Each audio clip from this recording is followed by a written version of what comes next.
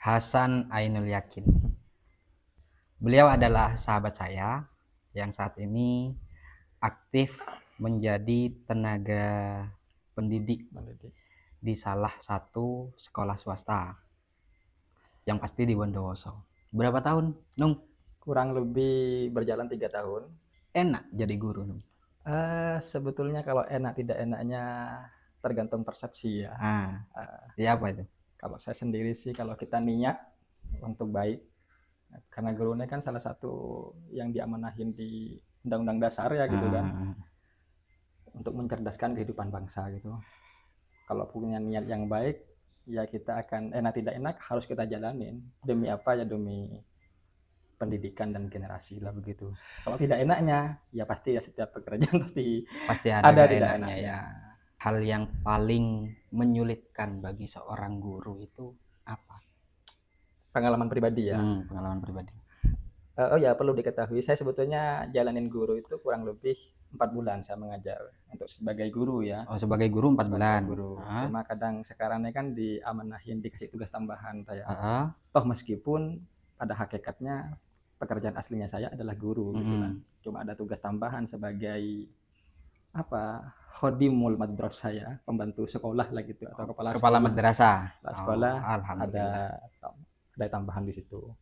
Yang menyulitkan bagi guru apa ya, kalau saya pribadi sih sesuatu tidak ada yang sulit ya sebetulnya. Kalau kita punya niat yang baik dan bisa menjalankan itu dengan sebaik-baiknya begitu. Pada prinsipnya berdamai dengan diri sendiri. Berdamai diri sendiri, hal yang paling mungkin dilakukan. Oke, sekarang kan lagi rame tuh soal instruksi presiden, efisiensi, banyaknya pemangkasan anggaran, termasuk juga dalam sektor pendidikan. Itu ngaruh nggak di dunia kelembagaan pendidikan? Kalau di kelembagaan saya sendiri ya, ngaruh tidaknya nggak tahu untuk ke depan ya. Untuk ke depan kurang tahu seperti apa. Selama ini ke sekolah masih belum ada dampak yang apa-apa. Kalau ke sekolah pribadi ya, kaitannya pemangkasan apalagi ke sekolah swasta yang di sekolahnya kami. Tapi tidak tahu di kemudian hari ataupun beberapa waktu mendatang ini belum bisa memastikan juga begitu. Ya mudah-mudahan enggak kan gitu. Ya harapannya apapun yang terbaik lah sebetulnya. Kan ada, saya sempat ini loh Nung, lihat di TikTok itu rame soal mahasiswa yang demo itu menuntut banyak poin lah. Ya, nah betul. Di antaranya itu bahwa ada kemungkinan penerima KIP itu tidak akan menerima lagi KIP untuk lingkup kuliah, PIP dalam sektor pendidikan SD, SMP, SMA, kan begitu ya. Sebenarnya PIP itu gimana sih? Kalau PIP ini itu kan bantuan sebetulnya ya. Bantuan yang diberikan secara dari pemerintah kepada siswa, dan ini tergantung kebijakan masing-masing kabupaten. Kebetulan kalau di sekolah saya sendiri, di sekolah swasta, umumnya ini sudah tersistem di ke Dapodik gitu. Berarti yang ngatur penerima itu dari Dinas Pendidikan.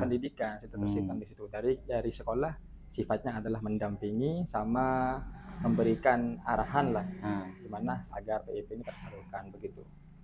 Nah, peruntukannya. Nah, peruntukannya kalau bicara PIP ini seharusnya itu diberlakukan kepada siswa yang kurang mampu lah katakan ya, seharusnya. Cuma secara sistem ini sudah memberlakukan itu, mungkin sistem akan yang bicara soal itu. Peruntukannya PIP karena ini bantuan untuk siswa, ya maka harus kembali kepada siswa.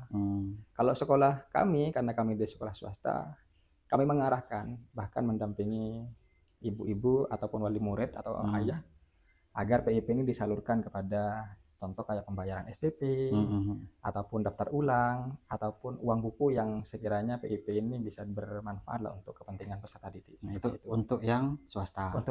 Nah, kalau untuk negeri, itu kan negeri gratis biaya pendidikannya.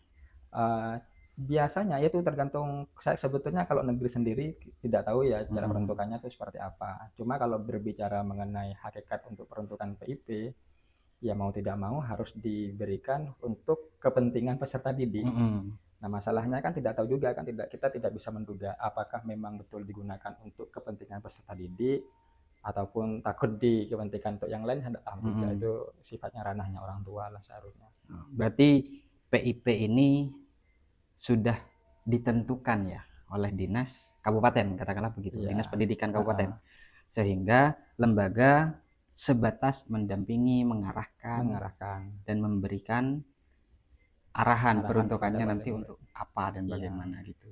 Karena ini garis bawahi dulu Nung, di media sosial saya itu banyak video-video yang PIP-nya, penerima PIP itu kan pakai rekening pribadi kan, rekening pribadinya itu dipegang, kemudian ATM-nya dipegang oleh pihak lembaga, begitu, sehingga ada indikasi permainan lembaga di sana. Ada yang diberikan, bahkan ada yang dipotong, bahkan ada yang tidak diberikan. Itu kejadiannya di luar Jawa yang saya temui. Gak tahu kalau di Bondowoso ya. Kita kan bicara lokal kita. Menurut kamu itu gimana? Kalau saya sendiri, saya bicara pengalaman ya. Bicara pengalaman sendiri, gimana kalau di sekolah yang saya tangani sekarang. Kalau saya memang PIP ini, bagaimana PIP yang sudah diberikan oleh pemerintah harus betul-betul tersalurkan kepada peserta didik. Contoh, karena kami basisnya di sekolah swasta, yang mau tidak mau ada uang SPP ya. Kalau kita menyebutnya itu, kalau di sekolah uang bukan SPP, tapi lebih kepada investasi pendidikan. Setiap bulannya ada SPP-nya sendiri. Di sekolah swasta tuh pasti ada kayak gitu. Nah, kalau negeri saya juga tidak tahu persis seperti apa cara penanganan uang SPP ini. Cuma kalau saya pribadi, selama saya menangani di sekolah, ya SPP ditanganin bagaimana agar SPP itu tersalurkan ke peserta didik dalam lingkup ke investasi ke pendidikan. Seragam. Tapi kami lebih kepada SPP sih sebetulnya. Hitung-hitung juga meringankan wali murid untuk pembayaran di bulan-bulan berikutnya gitu. Ya caranya sama. Ya kalau di kami itu ada rekeningnya juga, cuma yang mencairkan adalah dari orang tua. Cuma kita akan dampingin, akan kami kawal oleh timnya kami. Lalu kami kita akan uang itu kita bayarkan kepada SPP, lalu orang tua dikasih kwitansi. Baik itu uang yang dicairkan oleh pemerintah, kita screenshot uang berapa yang dicairkan, sama kwitansi yang kita berikan oleh sekolah. Jadi sama, biar tidak, apa istilahnya, tujuan dari sekolah ini adalah transparansi. Betulnya seperti itu. Ya kembali ke awal, agar SPP ini betul-betul tersalurkan untuk kepentingan peserta didik, seperti itu. Berarti kecil kemungkinan kalau saat ini dengan skema penerima PIP itu yang sudah ditentukan oleh Dinas Pendidikan, kecil kemungkinan permainan dari lembaga ya? Kurang, kalau di kami memang kita wanti-wanti itu tidak terjadi. Enggak, maksudnya gini, lembaga mengajukan ke Dinas Pendidikan namanya ini. Enggak begitu ya skemanya. Berarti sudah diserahkan, diatur. Langsung penetapan dari Dinas Pendidikan. Iya. Nama-namanya pun sudah mereka yang apa istilahnya mengakomodir gitu. Ya mudah-mudahan aja Dinas Pendidikan khususnya di Bondowoso tidak menerima orderan. Harapannya seperti itu. Kan harapannya begitu. Kita sebagai masyarakat, sampean sebagai salah satu orang yang aktif dalam dunia pendidikan dan mengajar juga, memberikan arahan-arahan juga untuk wali murid, harapannya kan yang baik. Betul. Karena kemarin sudah rame kejaksaan. Ya mudah-mudahan aja dalam dunia pendidikan kan tidak begitu. Betul. Apalagi pendidikan ya. Pendidikan harus menjadi penting. Betul. Kalau dunia pendidikan aja sudah terkotori dengan tangan-tangan oknum yang berpikir tentang keuntungan pribadi, bagaimana masa depan anak cucu kita kan? Iya, betul. Harapannya semoga baik-baiklah Bondowoso lah gitu. Amin. Selain itu Nung, ada nggak yang mau di-sharingkan? Gimana sih gambaran secara umum dunia pendidikan di Bondowoso ini? Selama kamu terjun dari 2022 sampai detik ini masih aktif dalam dunia pendidikan. Yang gambaran umumnya seperti apa kira-kira yang mau di-sharingkan? Ya. Entah kendala di lapangan itu bagaimana, garis koordinasi harusnya itu bagaimana. Oke, kalau di sekolah swasta sendiri, karena saya lagi-lagi saya akan bicara sekolah yang saya alamin ya, saya tidak tahu bagaimana sekolah yang lain gitu. Cuma secara umum kalau di dunia pendidikan, apalagi anak lingkup sekolah dasar ya, kita akan keterlibatan dengan beberapa pihak gitu. Kalau saya sendiri pasti akan berhadapan dengan bagaimana mengkondisikan anak. Anak itu adalah sumber investasi kita, dalam arti karena mereka kita akan diamanahin oleh negara, oleh agama untuk mendidik anak itu gitu. Bagaimana anak ini tumbuh berkembang dengan baik, sekolah di tempat yang menyenangkan, tanpa bulian, tanpa diskriminasi ataupun sesuatu yang negatif lainnya. Bagaimana anak itu bisa tumbuh dengan baik dan sehat lah, seperti itu. Yang kedua, karena saya lagi anak di sekolah dasar ya, memang perlulah hubungan sinergi antara orang tua selaku wali murid dengan si anak ini. Kenapa? Karena di sekolah mungkin kita cuma waktunya kurang lebih 6 jam ya. 6 sampai jam setengah 7 sampai jam 1 atau setengah 2 lah begitu. Cuma sehari-harinya mereka kan akan berhadapan, akan tinggal di luar kan, entah dengan orang tua atau di lingkungannya. Nah, yang dihadapi kami dari sekolah pasti pengen anak-anak ini tumbuh berkembang menjadi anak yang baik, yang hebat lah dimanapun lingkungan berada. Cuma ya lagi-lagi harus ada kerjasama antara orang tua dengan anak lah menurut saya. Jadi ya, bagaimana sekiranya tidak jalan sepihak. Tidak jalan sepihak. Orang tua tidak melepas begitu saja karena dia sudah sekolah. Bimbingan dari orang tua juga wajib. Harus dilaksanakan gitu. Karena anak itu keyakinan saya ya, anak-anak ini bukan hanya anak ataupun siswa kita ya, tapi mereka juga adalah generasi bangsa begitu ke depan gitu. Yang harus kita kawal mereka gimana ke depannya begitu. Ada nggak berita yang mengangkat tentang bulian itu? Kalau bulian saya kurang, ya buliannya kan banyak ya macam-macamnya. Ada secara verbal ataupun secara fisik. Cuma kalau yang di sekolah kami ini sebetulnya kalau fisik ya namanya anak-anak ya sebetulnya main-main. Cuma kita tetap kalau misal ada sesuatu yang memang harus kita cegah ya kita cegah. Dengan cara pertama kita yang kami alamin tindakan preventif, mengenalkan anak kalau ya baik itu dengan secara karakter keagamaan atau melalui kajian ataupun mengundang pihak-pihak yang memang punya konsen bagaimana agar praktek bullying ini tidak terjadi gitu, preventif.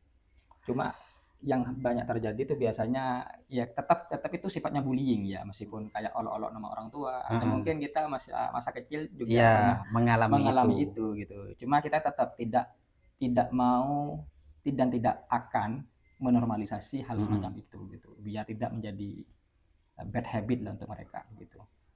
Jadi pada intinya bulian terhadap sesama siswa itu harus dicegah ya? Harus dicegah.